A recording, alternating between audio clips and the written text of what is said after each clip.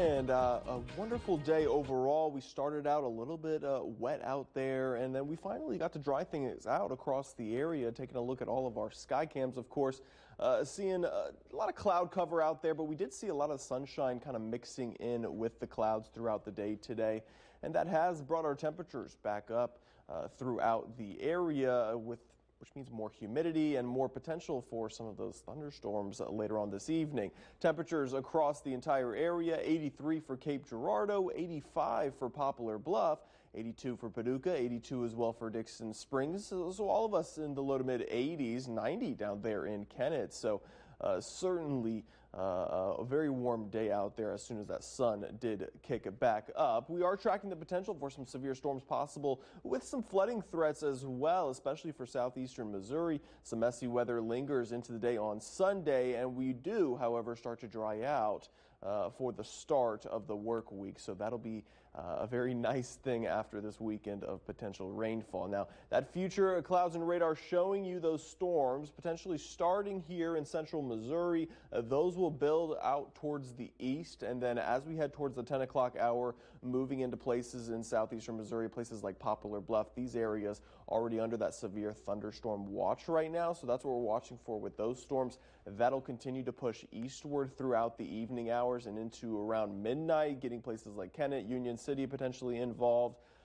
So really all of those areas seeing the potential for those severe thunderstorms. Then later on into the overnight, we could see more storms. These could be less severe in nature, but they're training over the same areas, so you're going to see a lot of that heavy rainfall moving over the same places throughout the overnight hours, and that's why that flooding threat is picking up, especially for places in southeastern Missouri. So if you are doing any camping out here in the Ozarks or in the Boot Heel of Missouri, you definitely want to go ahead and potentially maybe replan those camping plans, or just make sure you stay away from those small creeks and rivers. When a flash flood does end up happening, those waters can rise very quickly, and you could be caught into a very deadly situation. So you don't want to be near a creek or river, especially tonight as those storms are moving through.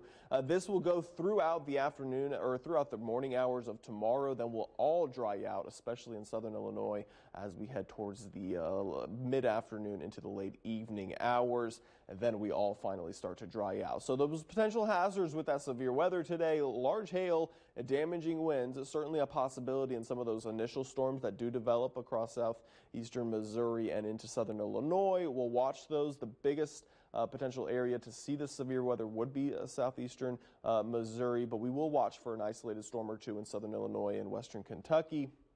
High winds, again, flooding the biggest threat, of course, as those storms do train. We see another potential 2 to 4 inches here across those areas where you do see a lot of those thunderstorms. If we see a couple of those isolated storms out here in southern Illinois, western Kentucky, we're talking about another ½ an inch or an inch of rain. That flood risk, again, highest here over southeastern Missouri, and a medium risk right now. All of us in that low risk for that potential, but again, the flash flooding potential very high if we do see some of those storms tracking over the same areas over and over. The Storm Track 3 app, obviously good to have, especially for tonight.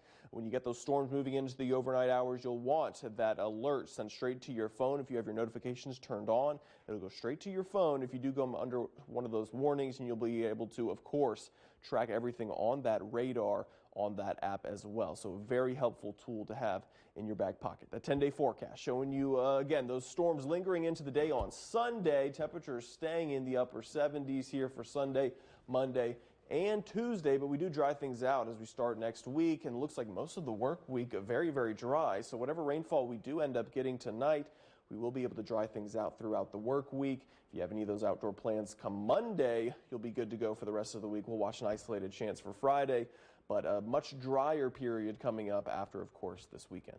Finally. Thank you so much, Nick. Yeah.